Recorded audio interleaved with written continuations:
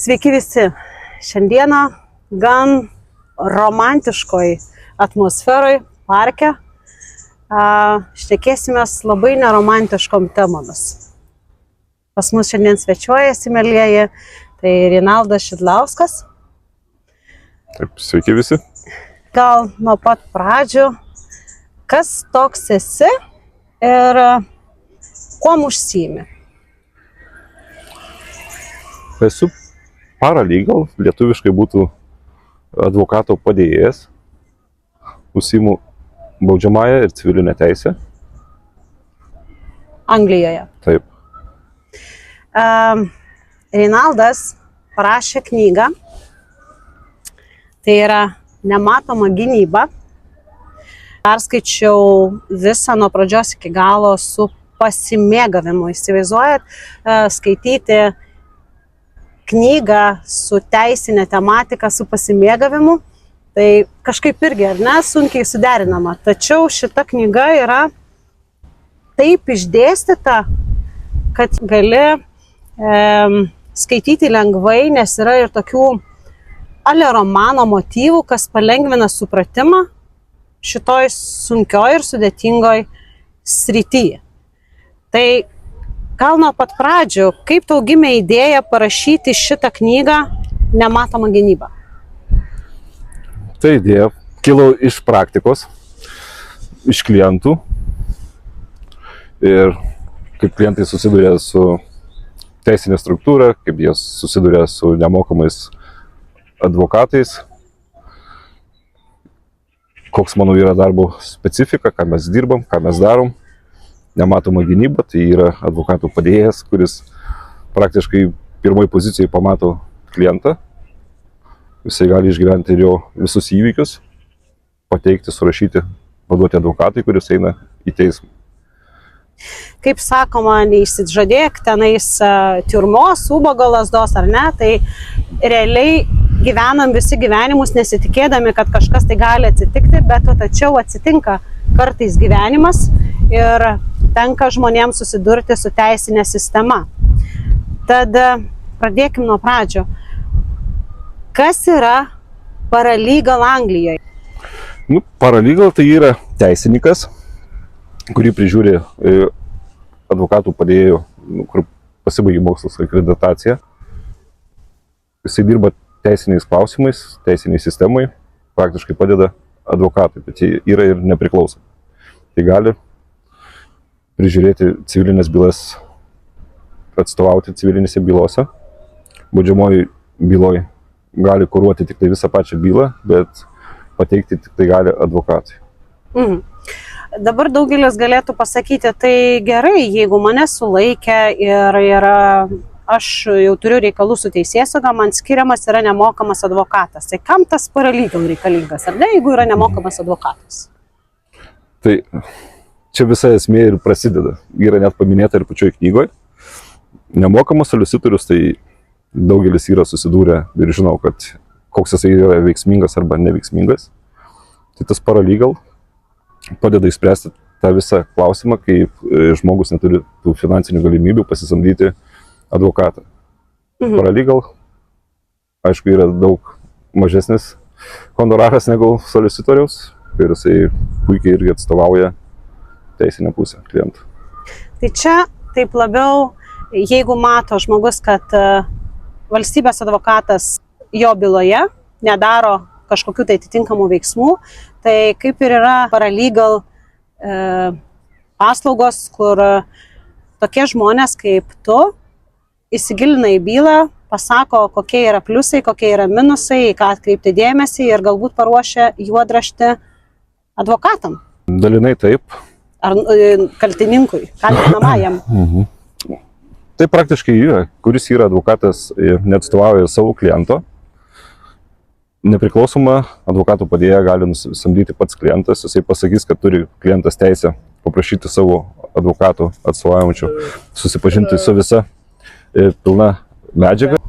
Dabar grįžtant šiek tiek prie knygos, ką tu norėjai pasakyti šitoj knygoje skaitytojui? Skaitytojui tai čia knyga kaip yra nerašyta iš manęs, bet yra išrašyta iš žmonių. likimo, kad kaip jie susiduria su struktūra, kaip jiem elgtis, kas vyksta ir kad jie patys viską pamatytų iš vidaus. Rekomenduoju visiems įsigyti šią knygą ir paskaityti apie gynybą, nebūtinai iš advokato pusės. Kaip su tavim nebendrauja solicitorius, kuris net ir privalėtų, nesvarbu, kad jisai yra ir nemokamas, skirtas valstybės, bet jisai prisima atsakomybę ir už tavo gyvenimą, ir už tavo pagalbą.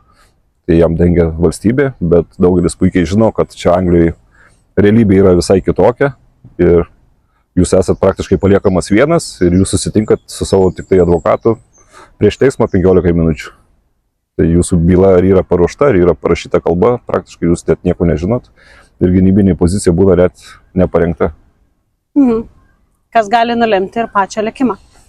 Tas taip, į knygų yra išdėti keli faktai, kelios realios bylos, kaip klientas buvo uždarytas ilgą laiką, jo padėjėja asistentė praktiškai nieko nedarė, advokatas praktiškai irgi nieko nedarė, atėjo į teismą, buvo teismo advokatas vadinamas baristė, kur klientui ir pasakė, jeigu jūs norit, viską pripažįstat, nes ilgą laiką jau esate įkalinimo įstaigoje, jūs paleis.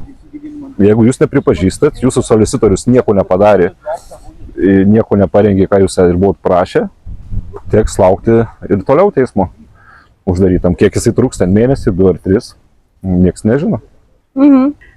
Ar tu sutiktum su mano pasakymu, kad tiesa ir teisingumas yra 2 skirtingi dalykai? Čia toks dvejotinas klausimas. Ir dviejotinas turėtų būti atsakymas. Tiesa irgi sunku įrodinėti. Greičiau gali apkaltinti žmogų, sulaikyti, uždaryti ir pateikti jam įtarimus, nei pasakyti tiesą, kaip buvo iš kitos pusės. Yra darbas. Aišku, reikia nepamiršti ir tai, kad turi teisę ir tylėti. Kartais pasakyti žodžiai gali pridėti daugiau prieš negu už. Va, apie tą teisę ir tylėti.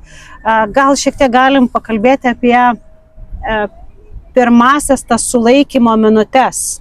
Ką patartum žmogui, kaip elgtis per pirmą sulaikymo valandą, per pirmasias sulaikymo akimirkas, kada yra šokas, kada yra atvažiuojama, dedami antrankiai, tarkim. Nereikia ginčytis, šūkaliuoti ar įžeidinėti policijos pareigūnų, jie stengiasi atlikti savo darbą pareigą. Ar jie tai teisingai padaro, ar neteisingai, tai jau čia bus kitas klausimas ir modelis jau per sulaikymą. Paprašyti visą laiką reikia vertėjo, paklausti, kuo esat kaltinamas, nepasirašinėti be solicitoriaus jokių dokumentų, kol nebusim išaiškita, už ką, dėl ko ir kaip. Visą laiką turit nemokamą teisinę pagalbą. Kokios patirtis pas tave dirbant jau šį darbą? Ar turi savo patirties bagažę situacijų, tavo dėka, kurios buvo išspręstos į teigiamą pusę? Buvo ir nemažai. Buvo su telefonu išklautinėm, kur buvo nuslėptas, yra knygoje irgi parašyta. Taip pat buvo kaltinimai paneigti, nes buvo netinkamai surinkti įrodymai. Tai gali sakyti, kad paralegal tai yra tas gelbėjimosi ratas, kada jau mato žmogus, kad advokatai pasyviai žiūri į jų situaciją. Jeigu turit legaliai vadinamą valdišką advokatą, ne visi yra blogi, yra tikrai puikių advokatų. Matot, kad situacija nejuda, arba eina blogin, arba tylima, taip, be abejo, gali pas mane kreiptis, kelti bylą peržiūrai ir tada galima stiprinti poziciją. Kur galima įsigyti tavo šią knygą? Yra keli būdai. Yra Anglijoje knygnešys knygynas Londone. Galima pasižiūrėti eBay, galima parašyti privačiai. Taipogi tu turi išleidęs šią knygą ir anglų kalbą. Taip. Va, 2 knygos. Tai anglų kalba aš mačiau, kad eBay'ui yra, o lietuvių kalba irgi yra eBay'ui. Taip pat yra. Tiesiog reikia vesti paiešką nematoma gynyba, taip? Taip. Ir paštu gausi tą knygą. Tikrai labai nuoširdžiai rekomenduoju, labai informatyvi knyga ir labai lengvai skaitosi. Ar dar norėtum ką pridurti klausytojams ir pasakyti kažką tai? Gal dar kažko aš nepaklausiau tavęs? Patarčiau gyventi dorą pilietišką gyvenimą, pasistengti, kad be peripetijų visokių, kad nepakliūt į policijos akiratį.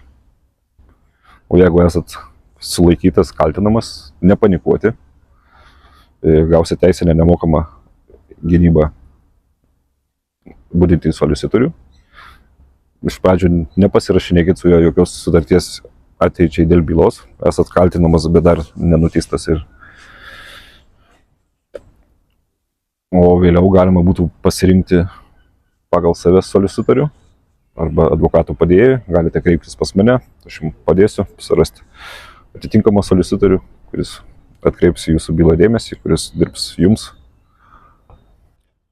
Kągi, Reinaldai, labai didelis dėkui už išsamų ir įdomų pokalbį. Tikiuosi ir jums šis pokalbis patiko ir buvo informatyvus.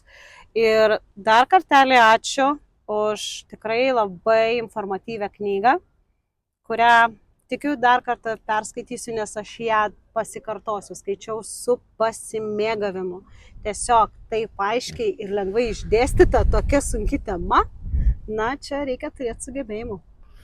Ačiū Jums, ačiū už gražų atsiliepimą, ačiū už pokalbį. Ir jūs likit sveiki, saugus ir laimingi. O aš dar tuo pačiu norėsiu tau palinkėti nesustoti rašyti. Ir kai gims naujos idėjos parašyti teisinę pusę knygų, tikrai linkiu stiprybės ir jėgų nepasiduoti ir parašyti dar ne vieną knygą. Gerai, ačiū Jums labai. Iki.